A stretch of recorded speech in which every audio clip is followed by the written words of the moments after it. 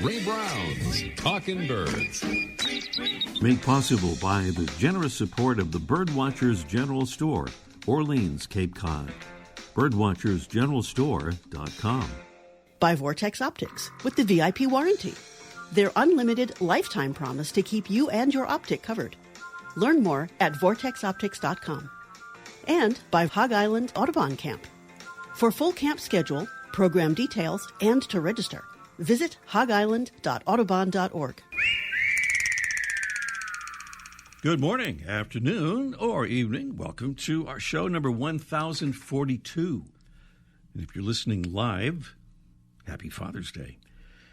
Our show number 1042 will include a woman who's traveling all over the Western Hemisphere in search of hummingbird species. All of them. Also, Mike O'Connor will be here for Let's Ask Mike Live, in which he'll talk about weird-looking baby birds. And we'll listen to an audio postcard featuring a very special bird from a state park in Michigan. Meanwhile, back at our Make Your Own Swag contest 2025, in which everyone who enters is eligible for the grand prize Vortex HD Diamondback Spotting Scope. Our latest weekly winner is Annabelle Bradley from Yonkers, New York. Yeah. Annabelle sent us a really cool photo. She's rocking a Talking Birds patch, and there's kind of a Where's Waldo component to her photo, because hiding in plain sight, sort of, there's a mourning dove nesting at the top of a column right behind where Annabelle is standing. Annabelle wins this week's two-part prize, a nice big $50 gift certificate for Bird Collective, your one-stop bird shop, raising awareness, by the way, and funds for native bird conservation, and offering the perfect gifts for bird lovers. Check them out at birdcollective.com. And Annabelle also wins a copy of Ken Kaufman's latest book, The Birds That Audubon Missed. Annabelle, as are all contest entrants, is also eligible for a chance to win the grand prize, that gorgeous Vortex Diamondback HD 16-48 by 65 spotting scope that features things like an HD optical system for exceptional resolution and low light performance, argon gas purging and O-ring sealing for superior fog-proof and waterproof capability, and also 5-star customer reviews. To enter the contest, just request a Talkin' Birds patch and do it right away so you'll receive it on time or almost at the deadline here. Then attach the patch after you get it to a shirt or jacket or hat or just about anything else. Then take a picture of yourself or a friend sporting that item with the patch attached and email us the photo. To request a patch and to send in your photo, the same email address, ray@talkinbirds.com. No G in talking. Request your patch or send in your photo right away. That address again, ray@talkinbirds.com. We have a short and sweet audio postcard this morning from up in the Great Lakes State.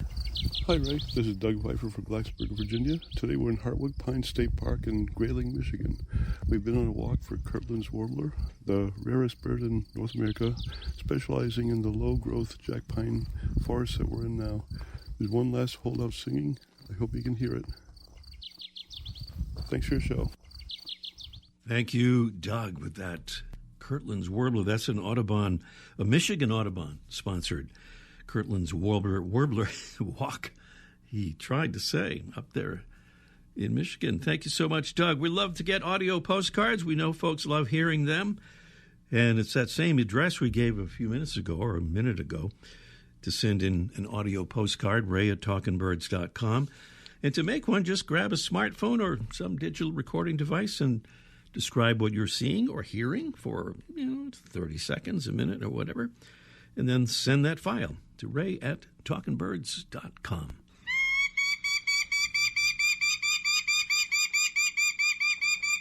What we have there is our mystery bird. It's a preview of the contest. The actual thing will come along a little bit later on in the show. Here are some clues. Our mystery bird is an American crow-sized hunter of the deserts and grasslands of the American West. It's warm gray-brown above and pale with dark streaking below. The head has a mustache mark, like a peregrine falcon's, although not as wide, and a white line over the eye. The axillars, or wing pits, and underwing coverts are black. It's a color that extends along most of the wing length. Our bird's prey includes small mammals, especially ground squirrels, as well as birds and insects. That's our mystery bird. And there it is again. The prizes are as follows. A big bag of our favorite coffee. Shade-grown, bird-friendly, and truly delicious Birds and Beans coffee, grown under the natural forest canopy in Central America, preserving wintering habitat for warblers and tanagers and thrushes and hummingbirds and more of the birds we all love. We also have the Brome Squirrel Solution 150 feeder, genuinely squirrel-proof and chew-proof, easy to clean, even features a vented seed tray that keeps the seed fresh and dry. That's our contest. That's a preview of the contest. We'll do the actual thing and invite your phone calls coming along just a little bit later.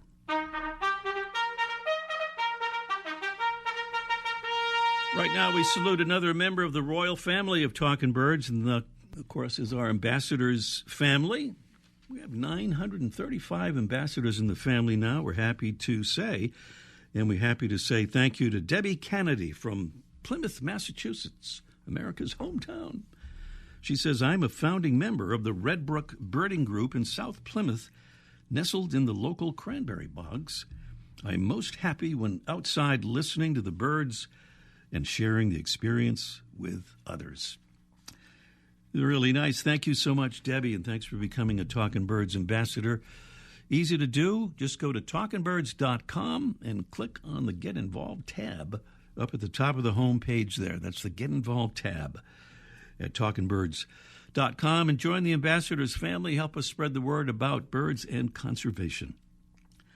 Still to come today, we'll talk with Carol Turek about her amazing attempt to find and photograph every one of the world's hummingbird species. I believe that's more than 360 of them. Carol may confirm that for us. Also today, Mike O'Connor's Let's Ask Mike segment, live, will address the topic of weird-looking baby birds. And up next, we're deep in the heart of South Texas to meet up with this week's featured feathered friend.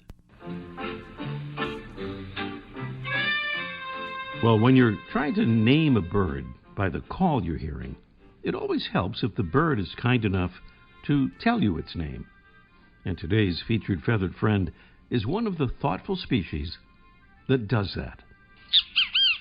That's not its full name, but by just applying an adjective suggesting that the bird is well above average, you can complete the puzzle. The bird is the great Kiskadee. And it really is a pretty great bird. A strikingly colored robin-sized flycatcher with a stocky build, bright yellow underparts, reddish-brown back, wings, and tail, a white throat, a black bandit mask, and a black crown stripe. Its boisterous behavior and omnivorous diet is like that of a jay species, and those traits made it difficult for early naturalists to classify it. In 1766, the father of modern taxonomy, Carl Linnaeus, suggested that it was a type of shrike, and early 20th century naturalist William Henry Hudson said that it seemed to employ the habits of kestrels, kingfishers, thrushes, and vultures. It's an aggressive bird that's been known to chase away large intruders like raptors, snakes, and even monkeys that try to raid its nest. In the U.S., the great Kiskadee is found almost exclusively in South Texas, which marks the northernmost part of its range that extends down through Central and South America. It's most often seen in forest clearings, especially near streams, where it claims open treetop perches. Great Kiskadees will come to backyard feeders where fruit is made available, and they're known to steal various kinds of people and pet foods that may be nearby. Today's featured feathered friend, the big, bold, boisterous, beautiful sole member of the Pitangus genus, Pitangus sulphuratus, the Great Kiskadee. Welcome again to our show, number 1042. Carol Turek has been in love with hummingbirds and has been hanging hummingbird feeders for several decades, and she is currently on a remarkable hummingbird quest, as we're about to learn as she joins us here this morning. Good morning, Carol. Good morning, Ray. Wonderful to have you, Carol, and to hear about your quest. So decades of being in love with hummingbirds and feeding them. And when you've seen one, you definitely have not seen them all. But seeing them all is your goal, and photographing them. Wow. Tell us, if you would, Carol, about this quest and what made you decide to take it on. Well, it all started when I started feeding hummingbirds years ago. I just fell in love with them, and I wanted to start photographing them. I took up photography only in 2017, and I had to learn about settings and the camera and what all those buttons meant. But I learned photography by photographing the birds on my balcony in Los Angeles. I hung 16 feeders on a third-floor balcony overlooking a huge canyon, and over a few years, I managed to attract hundreds and hundreds of them to the balcony. So I started taking tens of thousands of photographs of my own birds, and that's how I learned photography. But I got tired of photographing my own birds and wanted to branch out and photograph some different species. And that just snowballed into this lofty quest I have now to photograph everyone. Snowballed indeed. And I think you're really already well along on your goal, right? Yes, I photographed 270 of the 371 species that exist, according to the International Ornithological Society. 371. I'm thinking of this, Carol, in comparison to a big year in adventure in which a lot of planning and collaboration is required to maximize the number of species that may be found. But in a big year, if one species is missed, maybe another will kind of replace it. But your mission is on a different level because you're trying to find every hummingbird species. Is it really possible? It is possible, but there are a lot of barriers because some of them are in dangerous areas. I mean, there's 12, I believe, endemic species in Venezuela, and that's a very difficult country for an American to get into right now. And there are also a couple in areas of Ecuador that you just don't go walking around with a camera. So I'm saving those for last, obviously. And political situations change, so I'm just waiting for it to be a little easier to get to those birds. But some are in very, very small areas in places that are difficult to get to just because they're in the middle of jungles or on the top of mountains. I mean, you don't think that hummingbirds like such high altitudes, but I photographed one at 16,000 feet. Oh, my goodness. Well, most of us aren't able to accompany you on your quest, Carol, but you have a way for us to have a vicarious experience with your YouTube channel, Hummingbird Spot. What will we see if we go there? I have all of my adventures so far documented on there.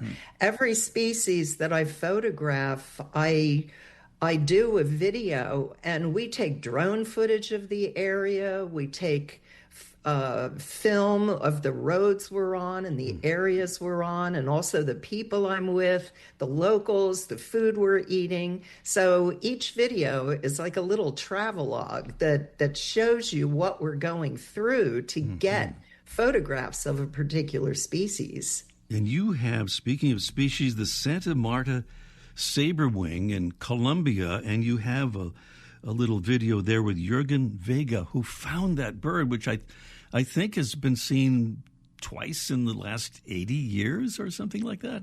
Yes, that's correct. Jürgen found it a couple of years ago, and it had been missing for many, many years. Well, actually, the bird wasn't missing. The bird knew it was there, but the territory right. where it is very difficult to get to, because first of all, it's on indigenous land, and second of all, that whole area of the Santa Marta Mountains, it was kind of difficult to get to because that's the area where FARC was located, the group that used to kidnap people in Colombia for ransom. That's how they made money. So a lot of the area in the Santa Marta Mountains, people just didn't go to.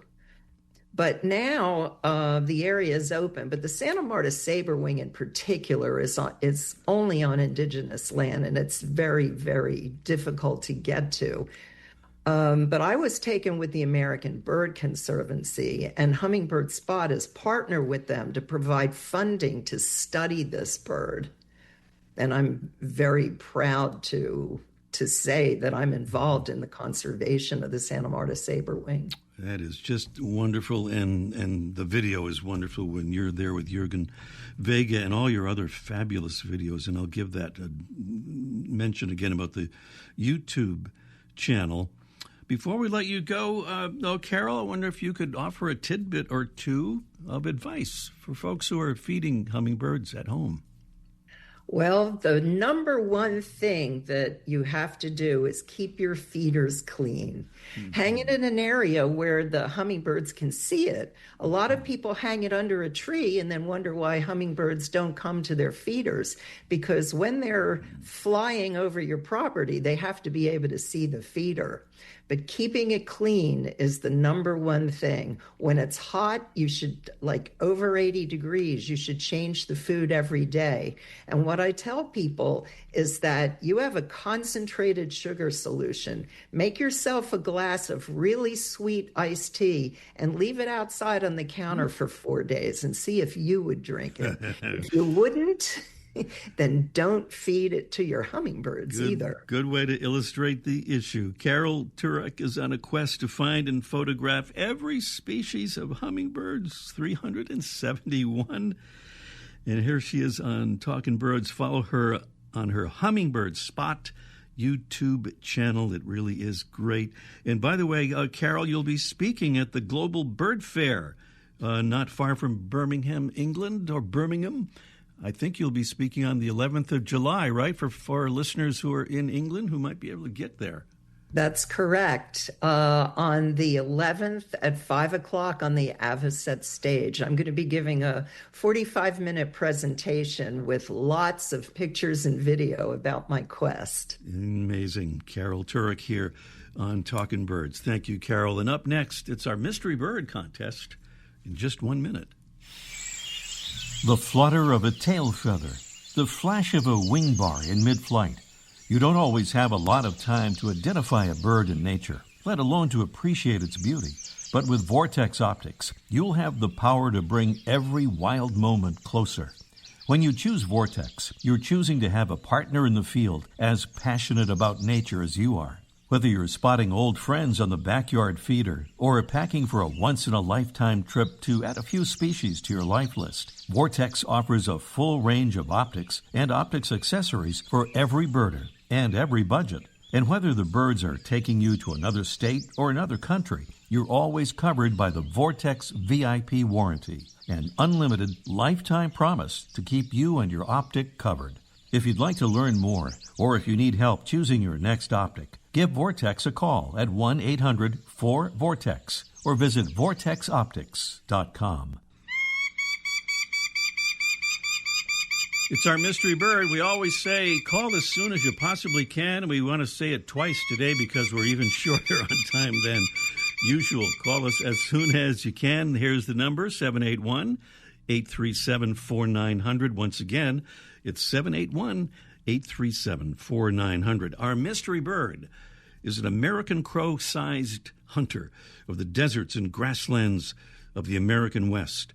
It's warm gray-brown above, pale with dark streaking below. The head has a mustache mark like a peregrine falcon's, though not as wide, and a white line over the eye. And if you're seeing it from below, you'll notice the axillars or wing pits and underwing coverts are black, a color that extends along most of the wing length. What is that bird? Give us a call and tell us what it is, or take your guess. A drawing will determine our winner if no correct answer is received. And the number is 781-837-4900, 781-837-4900. Meanwhile, we'll check in with Mike O'Connor. It's Let's Ask Mike live in just 1 minute.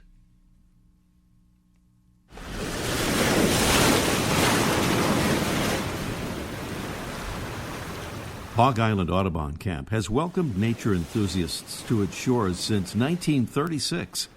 It's a program of the Seabird Institute, and the island hosts 5-night sessions for adults, teens, and families taught by the world's leading naturalists, ornithologists, and artists.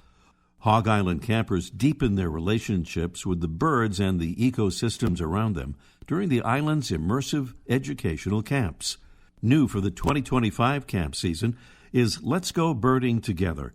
Scheduled during peak fall migration, this session is a safe space for queer birders to connect with nature and each other while learning ways to foster a similar environment in their community's home. For full Hog Island schedule, program details, and to register, visit hogisland.audubon.org.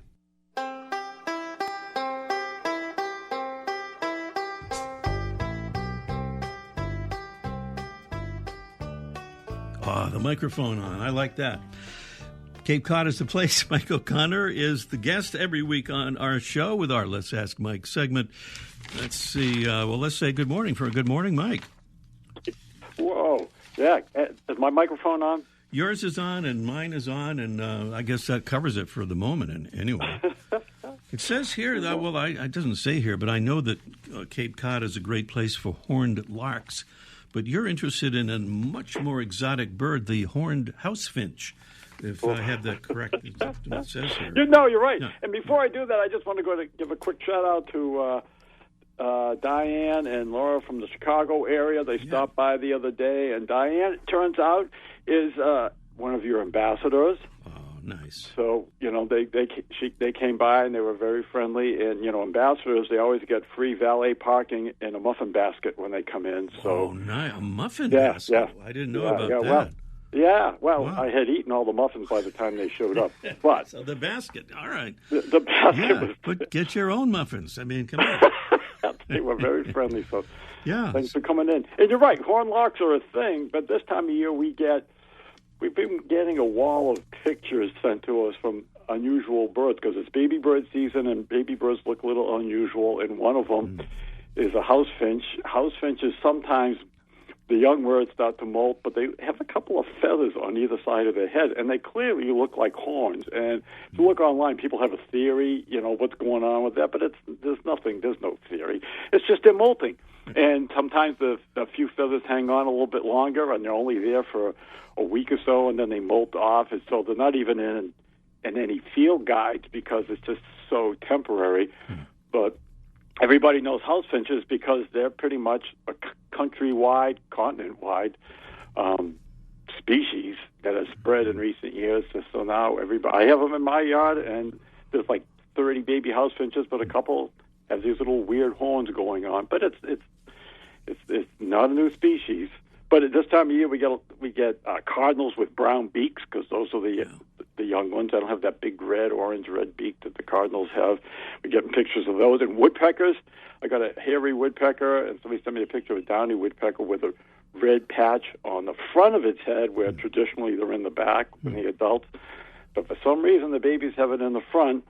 And pretty soon we'll be getting cowbirds pictures, because cowbirds, the gray brown-headed cowbird, is blotchy as it becomes its adult, and and we'll be getting a lot of those. But right now, be prepared for all kinds of weird baby birds. But it's interesting that some birds don't have any of those issues. You get birds like blue jays and my buddy the chickadees. They're born looking exactly like the parents, so there's no change over or startup weird baby plumage for them. So I got blue jays, and it's almost impossible to tell the parents from the babies, except the babies are quivering their wings and chasing the parents around and doing a lot of squawking, but they look like the adult. And the chickadees the same way, but the key is to look for the behavior. They kind of quiver their wings, but they also have a little bit of that yellow still at the corner of their beak. When the babies open their beak, and they have that yellow target that the parents look for. Well, some of that's still left, so they don't have any of that craziness going on. But if you got a devil bird, it's not the devil coming looking for you. It's a house finch. All right. Devil is somewhere else, not in their bird. The devil's down in Georgia, I heard. That's right. That's no, I can't think of his name now. Charlie Daniels. Charlie, of course. Charlie Daniels. Devil went down to Georgia. Okay, we got it all covered. Our mics are working and everything. All right, Mike, thank you. All right, happy Father's Day to all the dads out there. Happy Father's Day. We'll talk to you next week, Mike. Sounds great. Mike O'Connor at the famous Birdwatchers General Store on Cape Cod, Massachusetts. That's our mystery bird. It's 781-837-4900. What is that bird? Larry says he knows what it is. Good morning, Larry. Good morning. Good morning. The northern goshawk. The northern goshawk. Let's see if that's right. Paul is giving me kind of a funny look and saying, he's kind of shaking his head there, and apparently it is not the northern goshawk, but I think we'll agree that's a top-quality guess, Larry, so thank you. Yeah. All right. Okay, thank you. Happy Father's Day. Thank you, Larry, and happy Father's Day to you and to all dads out there. And we're almost out of time here, but we could possibly squeeze that call through here next week on our show. Let me give the number again. That would help. 781-837-4900 is the number to call. Remember, if you don't get the correct answer, you could still win, because we'll do a little drawing here. So call us within the next, 30 seconds or so at 781-837-4900. We mentioned about YouTube earlier in connection with our guest, Carol Turek. We would sort of mention here that Talkin' Birds is now available on YouTube. So you can just go on there. And I believe this is the one where you need to type in Ray Brown's Talkin' Birds. You have to type that whole full name in there for that to work. And that's on YouTube. Anyway, next week, the great Luke Safford from one of America's greatest birding festivals will be with us, and we'll have the Week 4 winner in our Make Your Own Swag Contest 2025. And while we have a second to remind you about that contest, please send in your request for a patch as soon as possible, because we are getting pretty close to the deadline for getting the patches sent out and the photos sent back in. So if you send a request to ray@talkingbirds.com, that's ray@talkingbirds.com. We will get a patch out to you right away. Take a photo of something you attach that patch to. It's a little iron-on patch. And then send the photo to us. And again, it's at ray@talkingbirds.com. We have some great weekly prizes. And the grand prize for which everyone is eligible, and that would be that beautiful Vortex HD Diamondback spotting scope. And with that, we are out of time for the show today. We'll just go ahead and say what the bird was, because we didn't get a winner there. And the bird was the prairie falcon. The prairie falcon was our mystery bird.